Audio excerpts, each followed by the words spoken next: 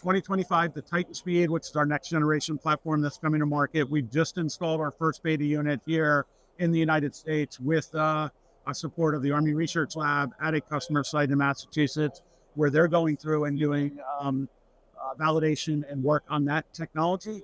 But that's going to be a fully releasable product for us in 2025 to then move forward. So we're going to move from making parts that can go up to 90 pounds to now up to 4,000 pounds. 2025 will be packed. We know that already this time of year, with a couple of months on build cycles. We have products currently on the assembly site in our headquarters in Germany. They will come over right from the beginning, January, all the way through 2025. It will be roughly already 8 to 9 installs that we're going to have lined up for next year, and there will be more coming. And from a service perspective, I think exciting news is that by mid next year, we're going to have our own milling head operation stand in our factory in Wixom, Michigan. From that point forward, we're going to be able to have realignment services, repair services, and calibration to be done in our factory. We have one dedicated service tech for that type of operation, and that's going to be exciting. It's going to add quality to our overall spec here in the US and capabilities.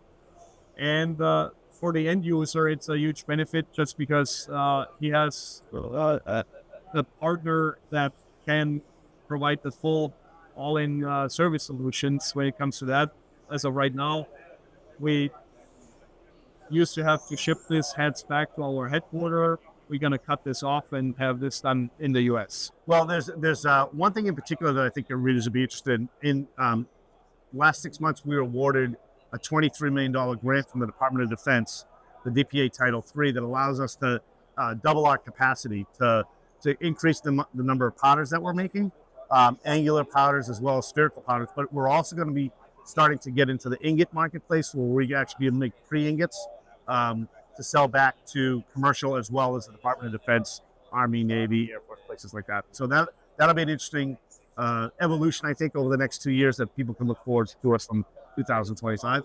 Brian, anything else? Yeah. So now allow us to expand our capacity, and we see a continued growth in additive manufacturing with the scale of the equipment, with the new materials, with further qualification of applications. So there's going to be increased demand of our powders, and that expansion really helps us to support our customer base and be responsive. Going into 2025, I think we're going to be launching a lot more to the market, but I'm not looking at new solutions per se. I'm talking about augmenting the solutions that we have at the moment.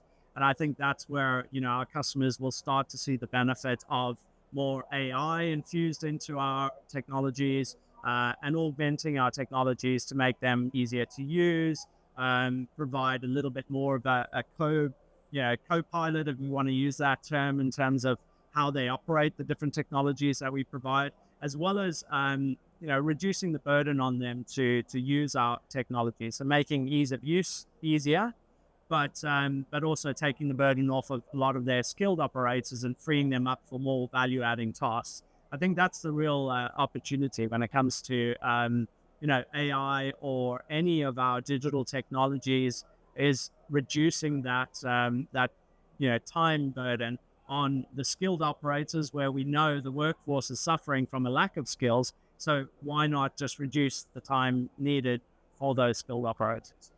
So I think we're going to see a lot of scale and growth. As an organization, we have worked with our customers, and now the majority are running our cloud platform for their ERPs, for their variety of different business applications. And what we will see is more and more integration and growth. We've made several acquisitions. I mentioned Keyflow. We've also got smart software in the Epicor family now. It's inventory planning and optimization, inventory planning software. We have our Elite Extra, which is last mile delivery. We have, of course, our Grow business intelligence and our Grow data platform solutions. So we're going to continue to see expanded growth, both within our ERP portfolio, but then building those integrations, bringing that data, applying then generative AI and other forms of AI to make informed decisions, ultimately enabling cognitive ERP, transforming ERP from a system of record to a system of action. So we're really excited for the future. In 2025, we're going to continue focusing on ease of use. On the cobot side of things, that's how these robots are built. On the industrial robot side of things, we'll focus on creating interfaces. So integrators and partners can install robots and make a robot work with other machines very easily. On my left here, we're partnering with Herco, a CNC machining company, and they have a system that lets the user program the robot arm through their job manager on the CNC side of things. So if they have a CNC machine operator, they don't need to run robot programming to get the system going. All they need to know is the Herco CNC machine interface, and then they can get going that way. I think it's going to be a good year for business, so we're pretty optimistic about what's going on. And for us, we're excited about the opportunity to take some of the new technology that our suppliers are developing and showing and getting that out in the marketplace. Well, we're encouraged by continued strong utilization in the customer base. So we continue to see real good growth in materials. So these are customers that are buying materials for the systems, especially the higher end materials, which tells us that more and more customers are using the technology for higher end manufacturing applications. So we're encouraged by that. No question, 2024 has been a challenging year from a capital equipment standpoint. But we believe as interest rates start to come down, that will start another cycle of companies that know that they need to get going on certain projects that maybe they've held off on. And so we're encouraged that the CapEx will return, and that will be fueled really by the fact that customers are using our equipment, utilization's high, and they're going to need more equipment.